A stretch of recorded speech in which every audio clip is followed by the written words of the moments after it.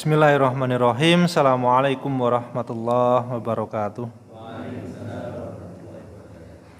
Alhamdulillah nahmaduhu wa nasta'inuhu wa nastaghfiruh wa na'udzu billahi min syururi anfusina wa min sayyiati a'malina may yahdihillahu fala mudhillalah wa may yudlil fala hadiyalah. Asyhadu an la ilaha illallah wa asyhadu anna Muhammadan abduhu wa rasuluhu la nabiyya ba'dah. Rabbi shrah li sadri wa yassir li amri wahlul 'uqdatam min lisani yafqahu qawli amma ba'd. Jamaah salat maghrib dan juga mabit pemuda yang dirahmati Allah. Pertama-tama dan yang paling utama, marilah senantiasa kita memanjatkan rasa syukur kita kehadirat Allah Subhanahu wa taala yang telah melimpahkan kepada kita begitu banyak kenikmatan, nikmat sehat, nikmat sempat, nikmat-nikmat yang lainnya yang tentunya bahkan di dalam salah satu firman-Nya Allah menantang kepada manusia yang merasa dirinya hebat, yang merasa dirinya pintar, yang merasa dirinya canggih, yang merasa dirinya mampu untuk menghitung segala kenikmatan Allah, itu Allah tantang dengan wa in ta'uddu nikmatallah la tuhsuha. Kalaulah kamu mencoba untuk menghitung kenikmatan-kenikmatan Allah yang Allah berikan kepadamu, tentulah kamu tidak akan pernah bisa menghitungnya. Dengan segala teknologi yang dimiliki oleh manusia. Kalaulah kemudian manusia berkumpul menciptakan sebuah teknologi dengan logaritma, algoritma, dengan coding dan juga yang lainnya, berkumpul menjadi satu para ilmuwan-ilmuwan itu, ilmuwan matematika, ilmuwan fisika berkumpul jadi satu, membuat teknologi yang mampu menghitung kenikmatan Allah. Kenikmatan Allah yang Allah berikan kepada manusia. Niscaya semua manusia itu, semua ilmuwan yang merasa dirinya pintar, cerdas, kemudian merasa dirinya memiliki teknologi yang besar dan juga canggih, sesungguhnya mereka tidak akan pernah bisa mampu menghitung setiap kenikmatan yang Allah berikan kepada dirinya. Dari situ menjadi gambaran bagi kita semua, ternyata kalau kemudian hari ini kita mendapati dengan teknologi yang canggih, itu saja sudah mampu memprediksikan apa yang terjadi di bulan depan, apa yang terjadi cuacanya di bulan depan dengan prediksi-prediksi tertentu. Tetapi tidak akan pernah bisa mampu untuk menghitung kenikmatan-kenikmatan Allah yang Allah berikan kepada manusia. Karena ternyata gudangnya itu adalah milik Allah. Dan kita masuk ke dalam gudangnya. Allah memberikan kemudian nafas, Allah memberikan oksigen kepada kita. Kalau dihitung secara matematika, secara materi, berapa miliar rupiah yang kemudian kita keluarkan hanya untuk mendapatkan oksigen seumur hidup kita. Kalau misalkan hari ini kita berumur 35 tahun, kalau misalkan hari ini kita mendapati umur kita 40 tahun, dari umur 0 tahun sampai dengan umur kita hari ini, berapa ratus miliar yang kemudian telah kita habiskan. Itu baru satu hal. Baru kita bicara masalah oksigen. Belum ketika kemudian kita bicara masalah-masalah yang lainnya. Maka susah bagi kita dan tidak akan pernah mampu bagi kita untuk menghitung secara detail semua kenikmatan-kenikmatan Allah yang Allah berikan kepada diri kita sampai dengan hari ini. Maka dari situ kemudian kita memahami ternyata antum, kita semua ini adalah makhluk yang lemah. Tidak berkapasitas di hadapan Allah. Maka mari kita tundukkan kesombongan kita tundukkan pikiran kita hari ini, kita tundukkan hati kita hari ini, berkumpul dalam majelis ilmu untuk sama-sama kita belajar tentang ilmunya Allah. Ma qalallah wa ma qala Rasul. Segala sesuatu yang Allah firmankan dan segala sesuatu yang disabdakan oleh Rasulnya. Itulah ilmu yang dimaksud oleh para ulama. Jamaah yang dirahmati Allah, ketika kemudian kita membuka beberapa kitab yang disampaikan oleh para ulama itu membagi ada 5 pertanyaan besar yang seringkali menghampiri kehidupan manusia. Baik itu pemuda, baik itu orang-orang yang berusia senja, ataupun bahkan anak-anak yang baru berusia balik. Pertanyaannya adalah, atau masalah yang pertama adalah, kenapa kemudian kita melihat ada banyak orang yang memiliki kapasitas-kapasitas hebat, yang memiliki infrastruktur yang bisa mendukung kualitas hidupnya itu menjadi baik, tetapi justru kualitas hidupnya itu rendah. Bisa jadi dia kaya, bisa jadi dia memiliki segalanya, tetapi kualitas hidupnya rendah. Hubungan dengan anaknya renggang, hubungan dengan istrinya atau suaminya juga renggang, hubungan dengan lingkungan sosialnya pun renggang. Itu menunjukkan kualitas hidupnya itu rendah. Pertama.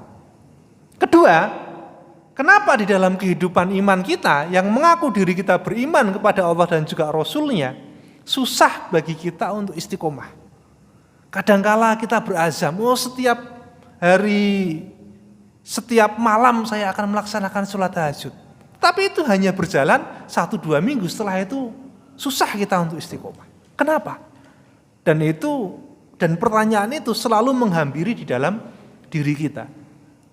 Yang ketiga adalah pertanyaan, kenapa orang yang menyatakan dirinya beriman kepada Allah dan juga Rasul-Nya seringkali susah menundukkan syahwatnya.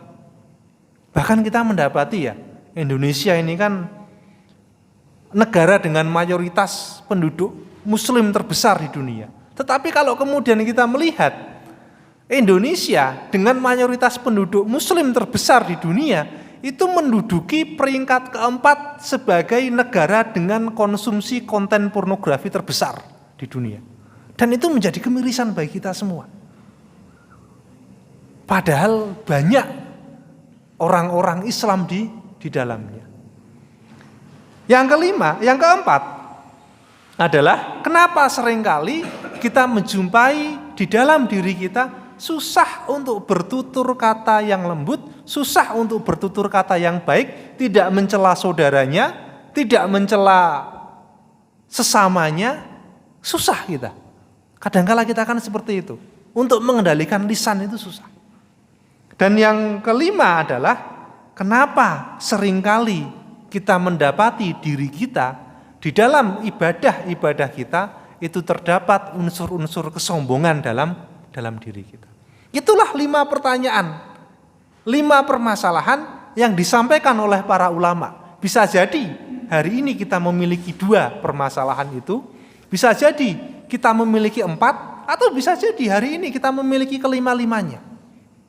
Maka solusi yang disampaikan oleh para ulama dari permasalahan-permasalahan 5 itu, semua solusinya ada di dalam Al-Quran. Dan kita akan mencoba membedah satu persatu. Yang pertama, kenapa seringkali kita mendapati ada orang yang seharusnya dengan infrastruktur yang banyak dan juga memadai, seharusnya bisa menjadikan kualitas hidupnya itu baik, tetapi justru kualitas hidupnya itu rendah. Sering kan kita mendapati hal-hal yang seperti itu. Kenapa?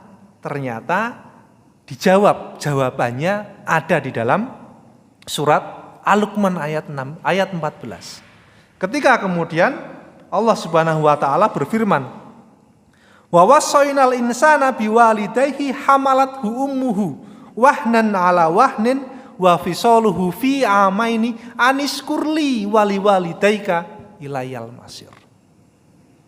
Dari ayat ini kita mendapati sebuah jawaban. Kenapa di dalam kehidupan iman kita kadangkala kita merasa tidak beres hidup kita. Masalah datang bertubi-tubi dalam kehidupan kita.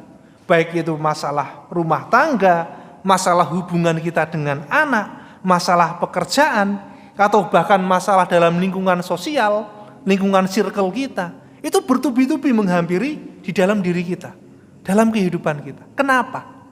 Ternyata jawabannya adalah tidak beresnya dan juga tidak berkualitasnya kehidupan seseorang itu berbanding lurus dengan tidak beresnya dan juga tidak berkualitasnya hidup seorang itu ketika berhubungan dengan kedua orang tuanya. Dan itu berbanding lurus. Makanya kemudian Allah menyampaikan, Anis kurli wali daika. Bahkan para ulama menyampaikan, man lam yaskurin nas, lam yaskurillah. Kalau ada manusia, orang yang menyatakan dirinya beriman kepada Allah dan juga Rasulnya, itu tidak mampu bersyukur kepada manusia yang berbuat baik kepadanya, lam yaskurillah. Syukurnya kepada Allah tidak akan diterima. Makanya kalau kemudian ada orang tidak beres hubungannya dengan orang tuanya, loh, Allah itu tidak akan pernah punya hajat untuk membereskan kehidupan dunianya. Allah itu tidak pernah punya keinginan untuk membereskan setiap permasalahan-permasalahan hidup yang menghampiri pada dirinya. Itu kalau misalkan kemudian hubungan seorang anak kepada kedua orang tuanya itu tidak berkualitas. Maka permasalahan-permasalahan itu akan muncul. Permasalahan-permasalahan itu akan timbul. Dan susah bagi kita untuk menyelesaikan masalah satu persatu. Karena itu tadi. Bersyukur kepada kedua orang tuanya saja tidak mampu, apalagi bersyukur kepada Allah. Bersyukur pada orang yang nampak di depan mata saja tidak mampu, apalagi bersyukur kepada Allah. Itu menjadi pertanyaan bagi kita semua. Kalau misalkan kita ingin rapi hidupnya, ya rapikan dulu hubungan kita dengan kedua orang tua kita.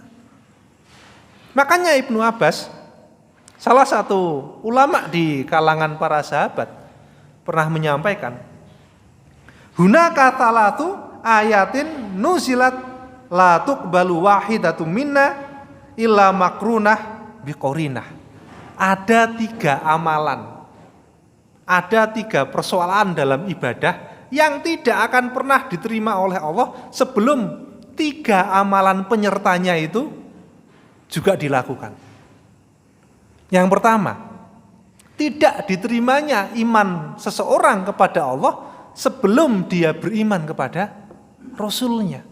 Dan ayat-ayat itu bertebaran di dalam Al-Quran.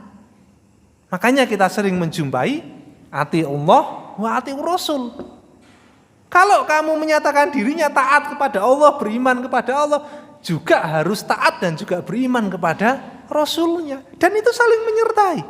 Gak bisa berdiri sendiri-sendiri. Itu yang pertama. Yang kedua adalah tidak diterima sholatnya seseorang sebelum dia menunaikan zakat ketika dia mampu untuk membayar zakat. Makanya kemudian kita mendapati banyak ayat dalam Al-Quran, aqimus sholah wa atuz zakat.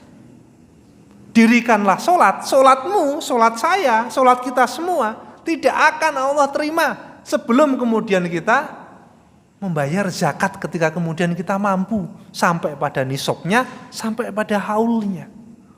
Dan yang ketiga adalah tidak diterima syukurnya seseorang kepada Allah sebelum dia bersyukur kepada kedua orang tuanya. Dan itu berbanding lurus, ikhwan. Syukurnya kita kepada Allah itu juga akan dilihat bagaimana syukurnya kita kepada kedua orang tua kita. Kualitas kehidupan kita, kualitas ibadah kita, itu juga akan dilihat bagaimana kualitas hubungan kita dengan kedua orang tua kita. Itulah yang menjadi persoalan kita hari ini, apalagi ketika kemudian kita mendapati sebuah ayat, la in syakartum la azidannakum wa la in kafartum inna adzabi lasyadid. Kalau kamu bersyukur kepada Allah, maka akan Allah tambahkan kenikmatan-kenikmatan itu. Wa la in kafartum, sedangkan ketika engkau kufur kepada kenikmatan-kenikmatan Allah, atau bisa diartikan juga ketika engkau tidak diterima syukurnya oleh Allah, berarti termasuk kufur dalam nikmat, inna adzabi lasyadid.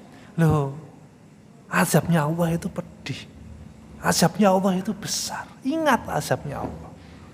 Maka dari situ menjadi gambaran bagi kita, gambaran jelas bagi kita bahwasanya hubungan antara syukurnya kita kepada Allah itu besar juga hubungannya rasa syukurnya kita kepada kedua orang tua kita. Maka kalau kita hari ini mendapati masalah bertubi-tubi dalam kehidupan rumah tangga kita, dalam kehidupan pekerjaan kita, coba dicek. Jangan-jangan hubungan kita dengan kedua orang tua kita itu pun juga berantakan. Yang menjadikan Allah tidak menginginkan membereskan persoalan-persoalan kehidupan kita. Justru akan ditambah-tambah terus. Karena apa? Karena jangan-jangan kita kufur nikmat. Tidak mampu bersyukur kepada Allah. Tidak mampu bersyukur kepada kedua orang tua kita. Makanya dalam Islam, salah satu pokok besar di dalam kehidupan Islam itu adalah bagaimana mengatur hubungan antara seorang anak dan juga dengan kedua orang tuanya. Persoalan hubungan anak kepada kedua orang tuanya itu tidak hanya berkaitan tentang surga saja, tapi juga berkaitan kepada masalah-masalah duniawi. Makanya orang tua itu memiliki peranan besar dalam kehidupan kita. Dan kita juga mendapati di dalam fikih saja, seorang tua yang membunuh anaknya, itu tidak mendapat hukuman kisos kok. Meskipun dia akan mendapatkan hukuman, tapi hukumannya bukan hukuman kisos. Orang tua yang membunuh anaknya. Di situ membuktikan kepada kita semua bahwasanya hak orang tua terhadap anaknya itu sangat besar sekali. Sampai-sampai Rasulullah menyampaikan anta wa maluka li abika. Jiwamu, dirimu, dan juga harta bendamu, li'abika, itu punya bapakmu, itu punya orang tuamu. Kalau kita memiliki rumah hari ini, kalau kita memiliki kendaraan hari ini, kita memiliki uang di rekening kita hari ini, diminta sama ibu kita, diminta sama bapak kita, kalau tidak kita serahkan, dosa kita. Anta wa maluka li'abika. Kamu dan juga harta bendamu itu punya bapakmu, punya ibumu. Sampai-sampai seperti itu Islam mengatur. Makanya kemudian Rasulullah sampai menyatakan tidak ada kedudukan yang paling besar setelah Allah dan juga Rasulnya kecuali kedudukan orang tua. Maka hari ini kalau misalkan kita ingin kehidupan kita berkualitas, ingin kehidupan kita itu tertata, urusan-urusan kita itu beres, tangan Allah itu turun, menolong, menyelesaikan persoalan-persoalan hidup kita, pastikan hubungan kita dengan kedua orang tua kita itu beres. Sampai-sampai urusan harta saja kalau diminta sama orang tua kita, langsung dicake kok. Kalau kita punya rekening isinya 5 juta, 10 juta, tiba-tiba orang tua kita telepon, "Nak, ibu butuh uang 10 juta 2 hari lagi, tolong dikirim." Kalau nggak dikirim, antum, kita mendapatkan dosa kok. "Nak, ibu butuh motormu, tolong segera antar motormu ke tempatnya ibu, ke tempatnya bapak." Kalau kita tidak mengirimkan motor itu, kita berikan kepada kedua orang tua kita, dosa kita. Tetapi kita mendapati seringkali orang tua itu tidak tega untuk meminta kepada anaknya. Dan itu adalah rahmat yang Allah berikan kepada orang tua, sampai-sampai tidak tega untuk meminta kepada anaknya. Padahal seringkali kadangkala orang tua itu butuh. Kadangkala orang tua itu tidak tega untuk meminta sesuatu kepada anaknya. Sampai-sampai dalam Islam itu disampaikan, sebesar apapun amalanmu, sebanyak apapun sujudmu, ribuan sujud yang engkau lakukan, sebanyak sedekah gunung yang engkau, misalkan sedekah sebesar gunung yang engkau lakukan, yang engkau berikan, itu tidak akan pernah Allah terima ketika engkau meneteskan air mata ibumu, ketika engkau meneteskan air mata ayah. Dan kita mendapati Ibnu Abbas juga menyampaikan, di dalam kehidupan akhirat nanti, itu ada tempat yang dinamakan A'raf. Tempat itu ada di atas neraka, di depan pintu surga. Siapa yang menempati? Yang menempati adalah orang-orang yang berjihad di jalan Allah, di dalam kehidupan dunianya. Mereka berperang, mengangkat senjata, kemudian darah tercecer, membasahi buminya Allah. Mereka berjihad atas nama kalimat Allah, tetapi tidak masuk ke dalam surganya Allah. Karena apa? Karena dalam kehidupan dunianya, mereka durhaka kepada kedua orang tuanya. Tidak masuk ke neraka. Karena apa? Karena api neraka tidak mampu membakar darah yang pernah tercucur untuk memperjuangkan kalimat Allah. Tetapi pintu surga yang jumlahnya 8 tidak mampu dimasuki oleh orang yang durhaka kepada kedua orang tuanya. Loh, kita mendapati amalan sebesar jihad saja, kalau durhaka kepada kedua orang tuanya, itu tidak mampu masuk ke surga. Dan jihad, sebagaimana kita ketahui, adalah amalan besar yang bisa mendekatkan derajat seorang manusia biasa kepada derajat para nabi dan juga rasul, itu melalui amalan jihad. Begitu besarnya amalan itu tidak bernilai apapun ketika durhaka kepada kedua orang tuanya. Dan terus-menerus berada di A'raf itu, terkatung-katung di sana sampai menunggu keputusan Allah dan juga apa yang diinginkan oleh Rasulnya. Terkatung-katung di sana. Kalau kemudian hari ini kita berkaca pada diri kita hari ini, loh, mereka yang melakukan amalan jihad saja, ketika durhaka kepada kedua orang tuanya, pintu surga tidak mau menerimanya kok. Apalagi kita hari ini, yang kita tidak mengangkat senjata, tidak meneteskan darah untuk menegakkan kalimat Allah dengan senjata. Dan kemudian kita menganggap, loh, surga itu pantas untuk kita dengan kita melaksanakan sholat. Loh, surga itu pantas untuk kita dengan kita bersedekah. Surga itu pantas untuk kita ketika kemudian kita melaksanakan ibadah-ibadah yang lainnya. Sebanyak apapun ibadah kita, sebesar apapun ibadah kita, kalau tidak dibarengi dengan rasa syukur kita kepada kedua orang tua kita, tidak akan bernilai apa-apa di hadapan Allah. Dan itu menjadi gambaran jelas bagi kita. Amal yang sebesar apapun tidak akan bernilai kalau hubungan kita dengan kedua orang tua kita itu selalu renggang. Makanya kalau ingin beres urusan dalam kehidupan dunianya, maka bereskan urusanmu, bereskan komunikasimu, luruskan pipa-pipa komunikasimu dengan kedua orang tuamu. Maka akan mudah kemudian bagi Allah untuk membereskan urusan-urusan selanjutnya. Ikhwan yang dirahmati Allah, lalu kita akan mendapati para ulama itu menyandingkan penyakit dengan dosa, menyamakan antara penyakit dengan dosa. Jadi ulama itu menganggap menyamakan penyakit dan juga dosa itu ada kemiripannya. Kalau kemudian kita membagi penyakit secara garis besar, penyakit itu kan ada penyakit yang bisa diturunkan dan juga penyakit yang tidak bisa diturunkan.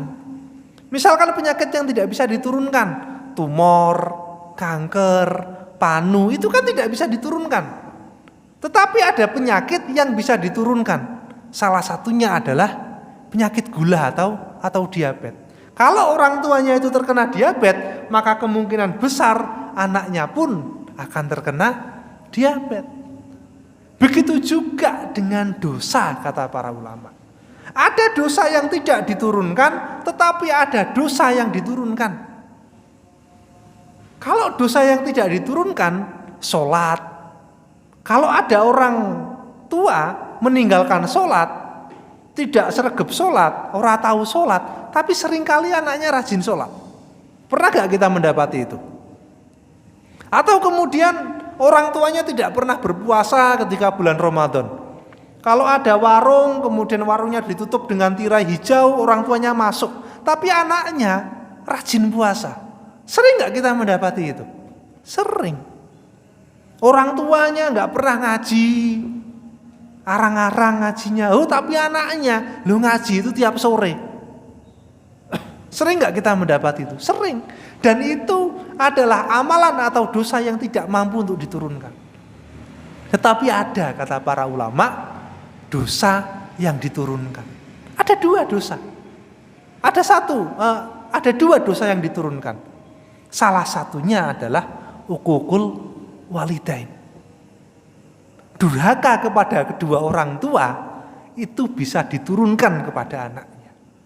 Makanya kita mendapati ya, suatu ketika di YouTube itu ada sebuah tayangan menarik. Ada orang kaya, orang kaya raya yang kemudian di dalam rumahnya, di setiap pojok-pojok rumahnya itu terpasang CCTV. Dan dia men-share potongan CCTV itu supaya bisa dijadikan ibrah bagi orang-orang yang menontonnya. Di dalam cuplikan video itu, dalam YouTube, itu ada orang tua yang sedang membaca Quran. Ada orang tua yang sedang membaca Quran, di sebelahnya ada anaknya yang memiliki rumah itu sedang mengerjakan sesuatu di laptopnya. Taktik. Bapaknya ngajak ngomong, ngajak ngobrol. Nak, bapak pengen tanya. Lalu jawaban anak itu, sebentar pak, saya lagi sibuk. Bapaknya menyampaikan lagi, nak, bapak itu mau tanya. Sebentar pak, bapak nggak lihat kalau saya itu lagi sibuk. Sambil kemudian ngotak-ngatik laptopnya. Kemudian ayahnya, bapaknya itu mengangkat koran lagi, pura-pura membaca Quran.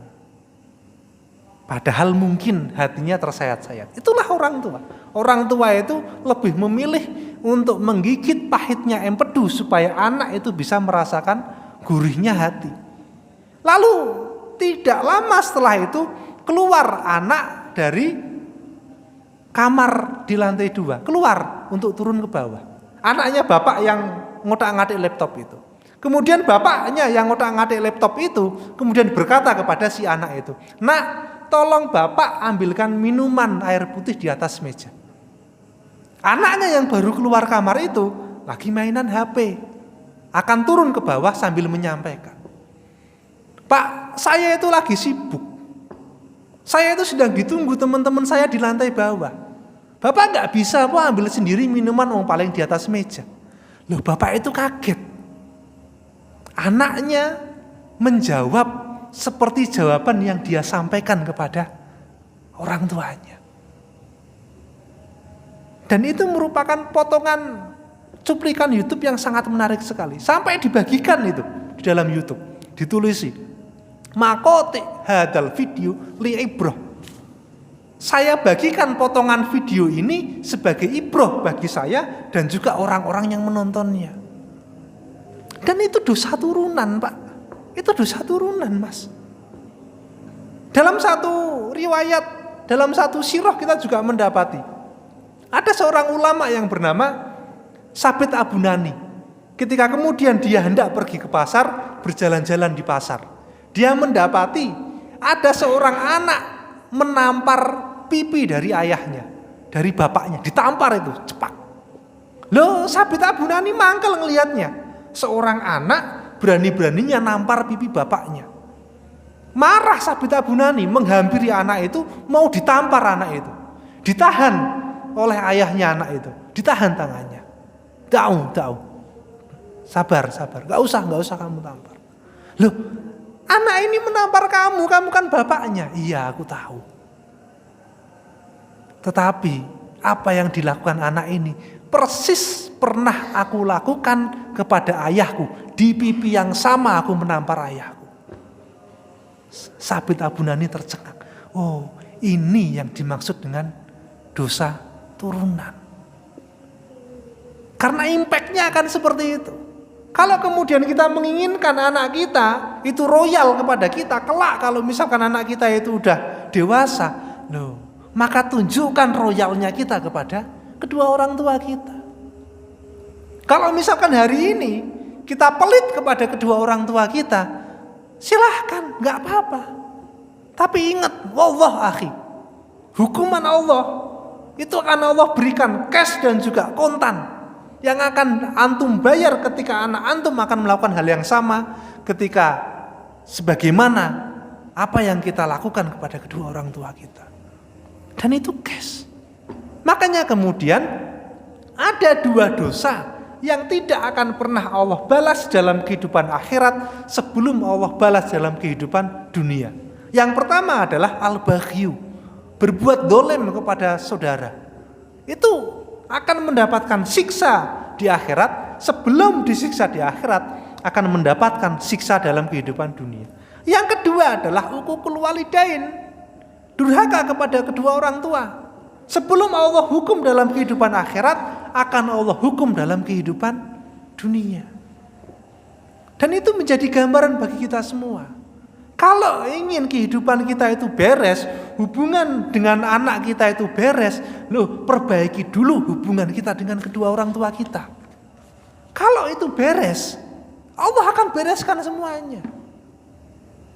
Karena kedua orang tua kita, ibu kita terutama, itu adalah pintu tengahnya surga. Suatu ketika Ibnu Umar itu pernah menangis terseduh-seduh, menangis sejadi-jadinya, sampai orang yang mendengarnya, sahabat-sahabat yang mendengarnya, itu pun sampai merasakan kegetiran hatinya ketika ibunya meninggal dunia. Menangis sejadi-jadinya, menangis sampai tersayat-sayat hatinya, dalam sekali nangisnya. Sampai kemudian para sahabat itu datang kepada Ibnu Umar. Wahai sahabatku, kenapa kamu menangis sejadi-jadinya? Sampai suara tangisanmu itu menyayat-nyayat hati kami. Lalu kemudian Ibnu Umar menjawab, bagaimana aku tidak menangis sejadi-jadinya ketika aku mendapati ibuku telah meninggal dunia? Karena ketika ibuku meninggal dunia, ibuku sudah menutup mata, maka tertutuplah pintu tengah surga bagiku. Loh, ibu itu pintu tengahnya surga. Kalau kemudian kita sebagai orang yang beriman itu sudah membereskan pintu tengahnya surga, pintu tengahnya surga saja sudah beres, surga yang tidak ternilai harganya saja sudah beres, apalagi urusan dunia. Itu akan Allah bereskan. Kalau untuk urusan surga yang harganya itu tidak ternilai, yang kemudian susah untuk kita raih beres, apalagi urusan dunia yang murah di mata Allah, akan Allah beresi semuanya. Makanya kemudian kalau misalkan hari ini kita mendapati banyak sekali permasalahan-permasalahan hidup yang menghampiri hidup kita hari ini, jangan-jangan kita tidak pernah menyapa kedua orang tua kita lagi. Jangan-jangan kita belum memperbaiki hubungan dengan kedua orang tua kita lagi. Karena itu akan berpengaruh. Efeknya akan sangat besar sekali. Karena suatu ketika saya pernah diceritani oleh guru ngaji saya. Guru ngaji saya itu pernah bercerita. Suatu ketika dia didatangi oleh seorang jamaah yang jualan herbal, jualan produk herbal. Suatu ketika jamaahnya yang jualan produk herbal ini bercerita bahwasanya dia didatangi oleh seorang pelanggan. Pelanggannya itu nampak kusut sekali, seorang laki-laki nampak kusut, nampak suram, padahal orang kaya. Kemudian ditanya oleh si penjual herbal itu, "Panjenengan ada masalah apa, Pak? Kalau boleh saya tanya." "Iya, Mas, anak saya itu kecanduan game online. Anak saya itu setiap malam itu selalu perginya ke warnet." Karena dulu game online itu masih belum di HP ya. Game online itu masih di warnet-warnet. Anak saya itu setiap malam itu perginya ke warnet-warnet. Pulang itu jam 10, jam 11 malam. Sebelum saya pulang kerja, saya selalu mencari anak saya ke warnet-warnet. Sampai kadangkala jam 9, sampai kadangkala jam 8 baru ketemu anak saya. Dan istri saya selalu sedih. Sebelum saya pulang kerja, istri saya selalu menghubungi saya. Anak kita di mana, Pak? Jadi sebelum saya sampai ke rumah, saya harus mencari anak saya berkeliling warnet-warnet di sekitar tempat saya tinggal. Saya harus gimana? Lalu kemudian Si penjual herbal itu berkata, mau enggak panjenengan saya kasih saran? Kalau misalkan mau ya silahkan, kalau enggak ya silahkan.